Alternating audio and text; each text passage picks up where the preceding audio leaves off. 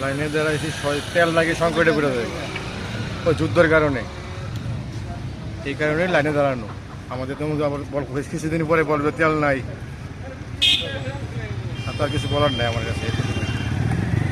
এই পিঠটা কিছু না, আবার তো নয় একদিন হয়তো দেখবো, ওই যে টিভিতে দেখে হয়তো বা পেপারে দেখে এরা যুদ্ধ লাগছে, এই লাগছে, ওই একটা মনের মানুষের সন্দেহ আর কি, তেল না পাওয়া যায়।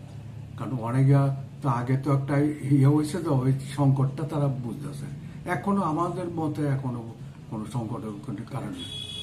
তো জনমনে প্রচুর মজুদ তেল আছে, 3 দিনের আবার আছে মজুদ আছে। ওই যে যুদ্ধ তেল না আসে ওখানে, তারা ওইটা চিন্তা করে না।